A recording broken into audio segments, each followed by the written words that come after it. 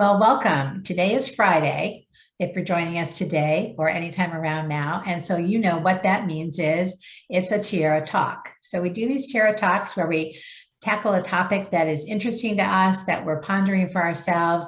And we just spend a few minutes really chatting about it and understanding, how that shapes us, what impact it's having on our world, and where we go from there. So I'm Peg Rowe, and I'm a managing director of Tiara.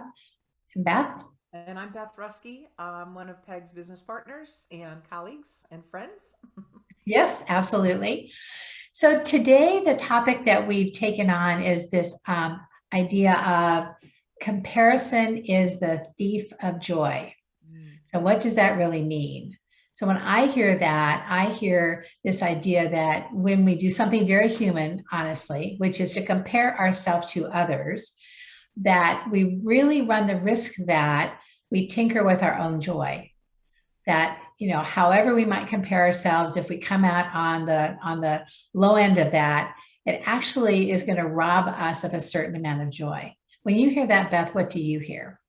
I hear the same thing. It's the comparison puts us in either or thinking. Mhm. Like I have either I'm more joyful or my situation is better or it's worse. And Yeah.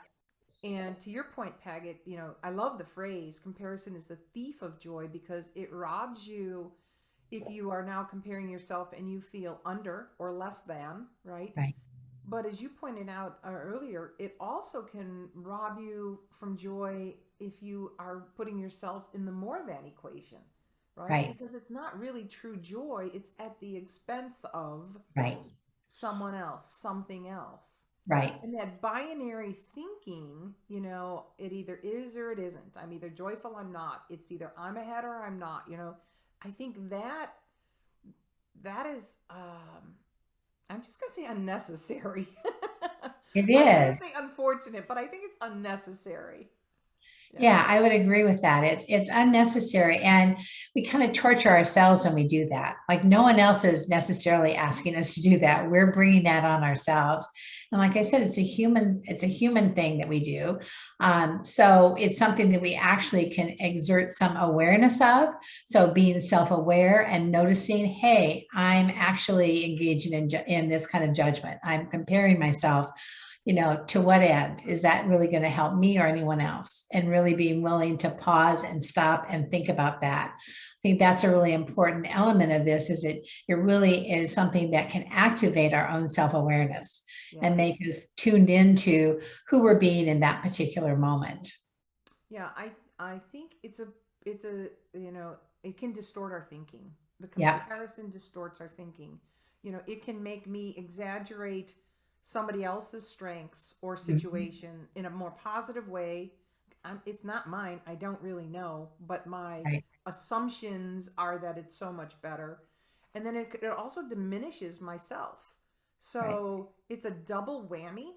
And I use the phrase it's a slippery slope to, just Mhm. judgment and judging ourselves in a way that's just not fair. It's not honest and Right. it's not fair. We're not being fair to ourselves when we do those types of comparisons. And the thing that we all know, and that is really kind of a key element of our work at Tierra, is that often when we're comparing ourselves to someone else, we're comparing our insides, the way we feel, to someone else's outside. We actually don't have insight always into how they're feeling. So we can make ourselves feel terrible when in reality, that person's got their own doubts and their own things that are going on for them as well. So we make a lot of assumptions around how someone else is feeling and compare that to how we're feeling. Yeah. And our ability to judge that is also flawed, to be sure. Absolutely. And boy, it's like kicking yourself when you're down. Yes. It's like the exaggeration of both extremes Mhm. creates such a gap with reality that Yes. you're like, Yeah.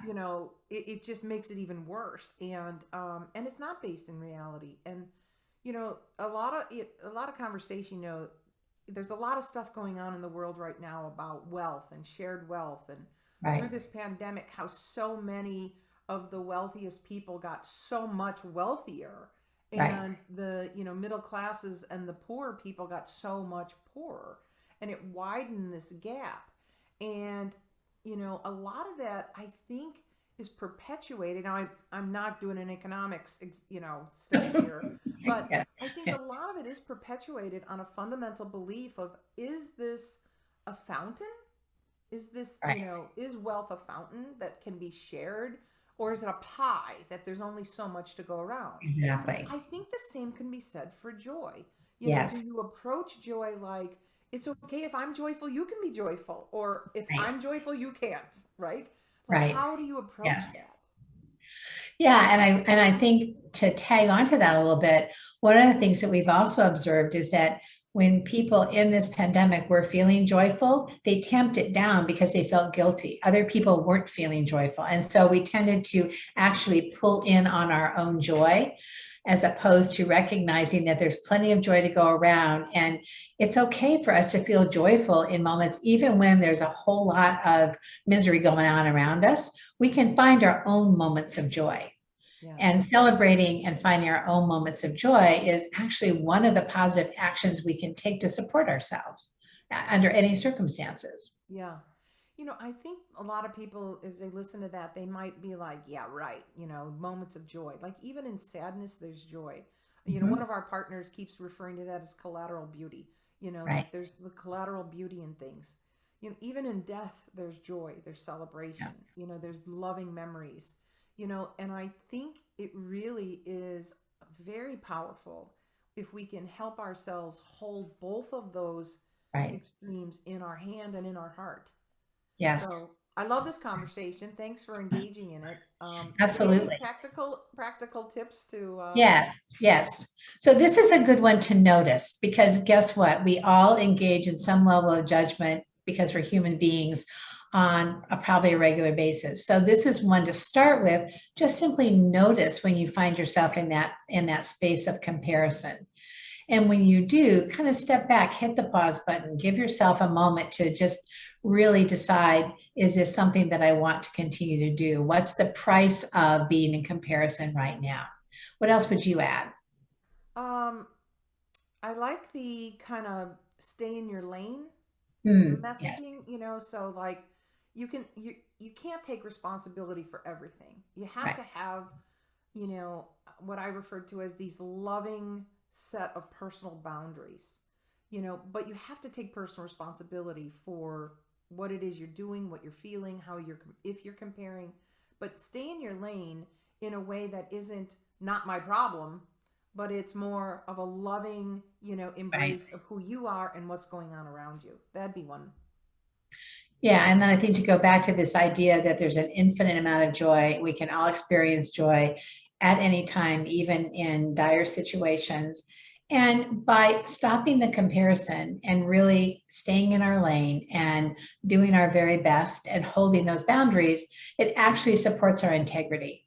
It's one of those things that allows us to be in integrity with ourselves. And by doing that, we're in integrity with others as well. Yeah, great. So I think that will do it today for our Tiara Talk this Friday. Thank you so much for either joining us, on the recording and listening, and hopefully that you walked away with some thoughts about some ways you might approach life today and be more aware of comparison and the cost that it has. If you enjoy our Tiara Talks, by all means, join us on Facebook, tune into our YouTube channel, go to our website and be part of our Tiara community. We would love to have you join us and be part of the dialogue that we have on a regular basis. Thank you very much.